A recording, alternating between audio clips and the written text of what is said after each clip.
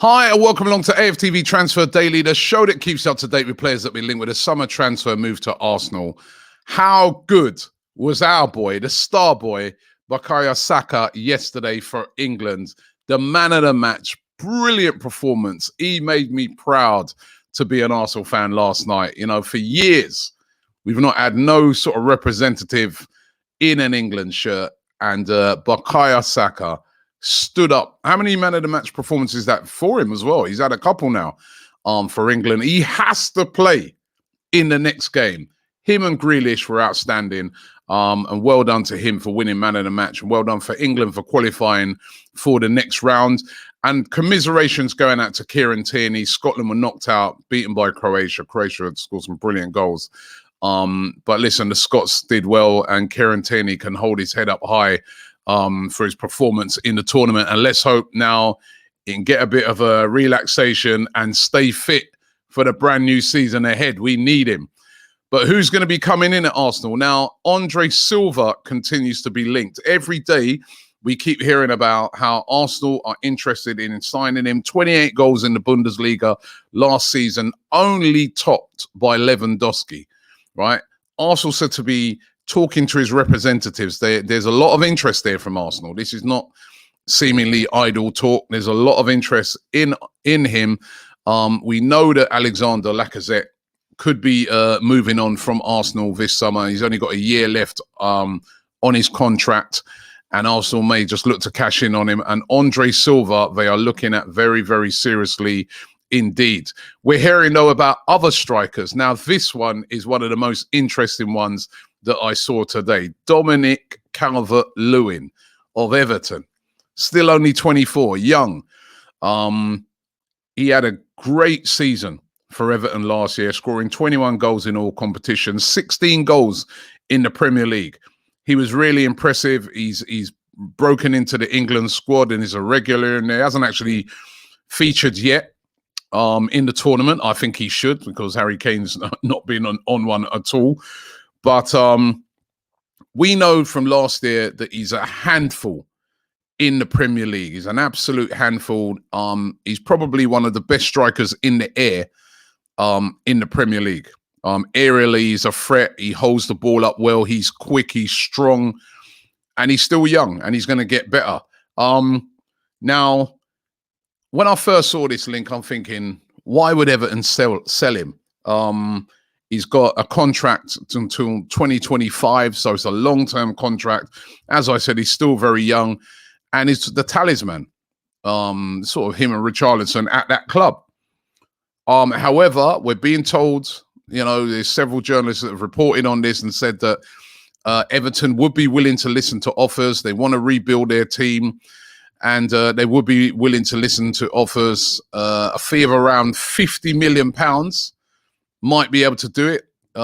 Is English tax on top of that? We always talk about the English tax, but Arsenal said to be interested in him, and suggestions that they're making inquiries about Dominic Calvert-Lewin, and whether, you know, maybe they might go in and test his resolve.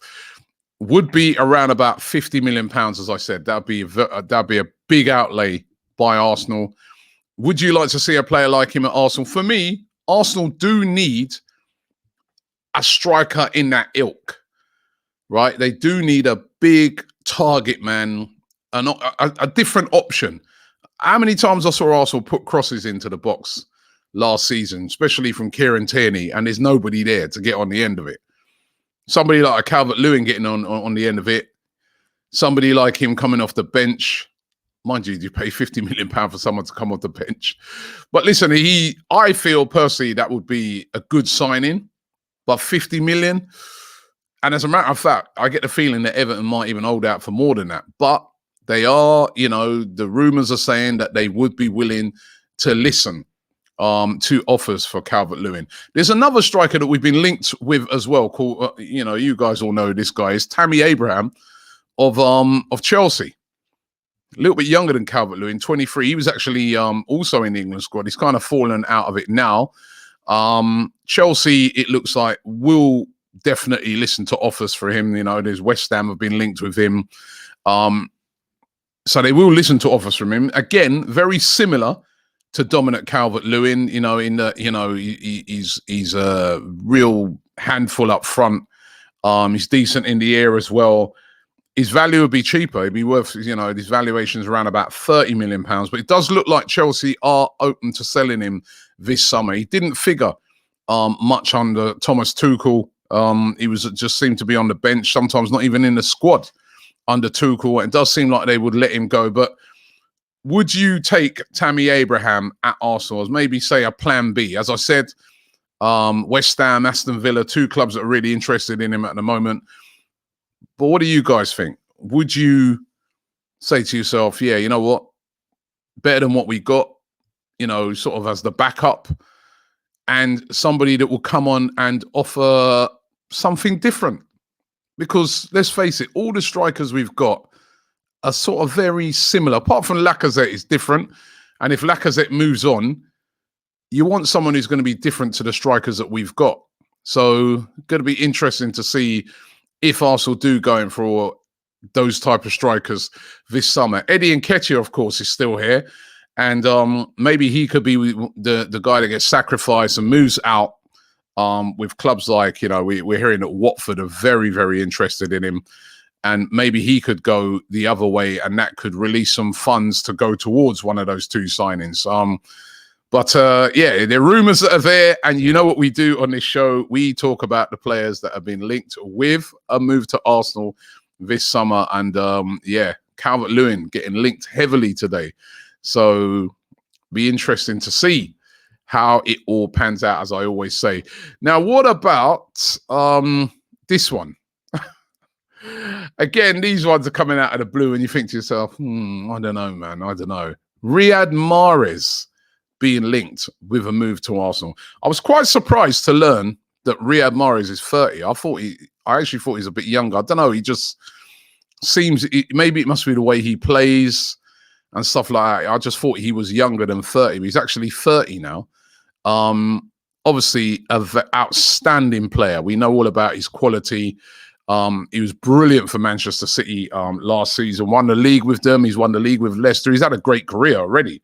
But there are rumours that Manchester City might be willing to sell Riyad Mahrez. Reported fees around him are anything from around about 35 million to 40 million. Excellent winger. Would suit Arsenal down to the ground. Apparently, he worked very well with Arteta when he was there, as we always hear about any of those sort of wingers. And apparently, the rumours are that Arsenal have inquired about his availability this summer. Will Manchester City be willing to sell him? City apparently are willing to let some of their stars go. And we've already heard about Raheem Sterling is one of those that they may listen to offers for. There's Bernardo Silva, who the rumours are that he could be on the move. And they're trying to put together funds because obviously they want to bring in Harry Kane. We've already seen this week the rumours with them and Harry Kane.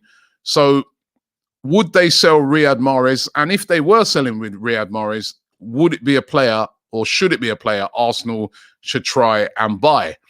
Again, I look on it and I say priorities. He's quality. I like him, but I look on it, I say priorities. I'm looking a bit at the age. I know age, and I've said this many a time on this show, age shouldn't always be a thing.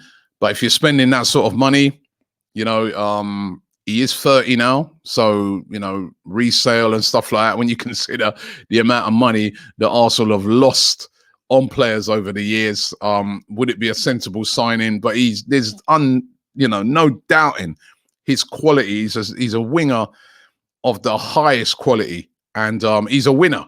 As I said, he's won titles. He's won everything, apart from the Champions League, really. So, Riyad Mahrez, I want to hear from you guys. Would you like to see Riyad Mahrez at Arsenal this summer? If you bought in a Riyad Mahrez, what happens to Pepe?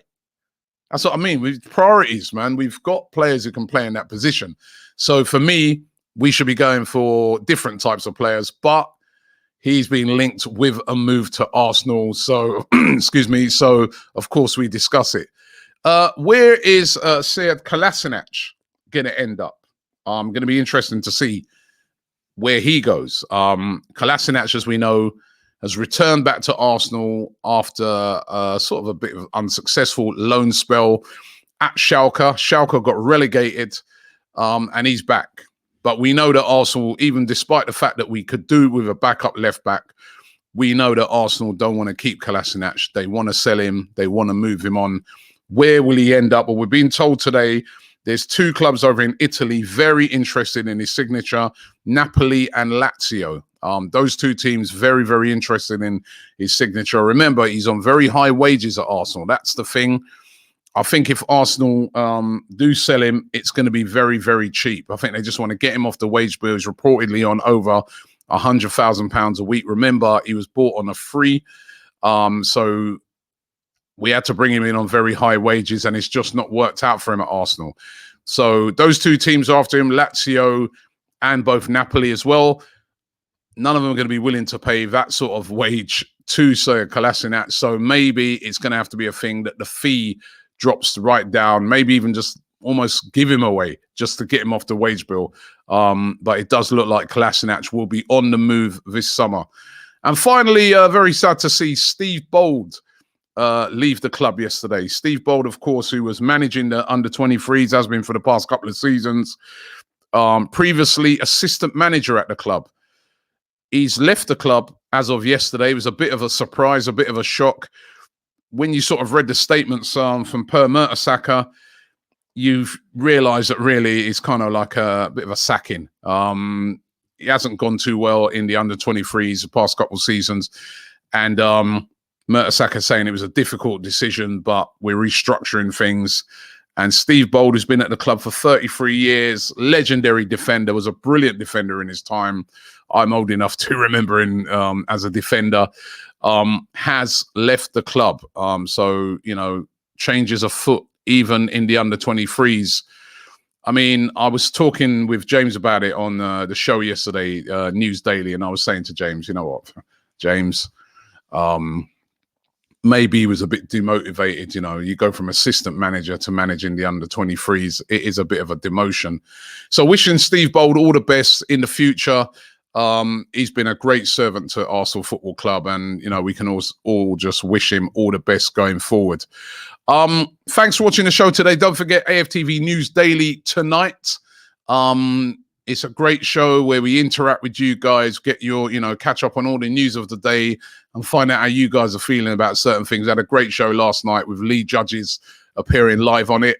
So make sure you check that out. Also got a great video coming out around about 2 o'clock today, where we speak to Julian, a fan that we've interviewed many a times on AFTV. He's Jewish, and he talks about how he came up against a lot of anti-Semitism from fellow Arsenal fans and how he dealt with that. It's a really inspiring story. You know, whatever the racism, we have to call it out here at Arsenal. And it's a really, really interesting video, and really interesting to see, get inside of how it feels, you know, when you're subject to anti-Semitism or Islamophobia and at football. We just want to get it out of the game, please. Right, so make sure you watch that video when it comes out as well with Julian. Thanks for watching the show. Don't forget to subscribe here to AFTV, like this video, and I will see you tomorrow.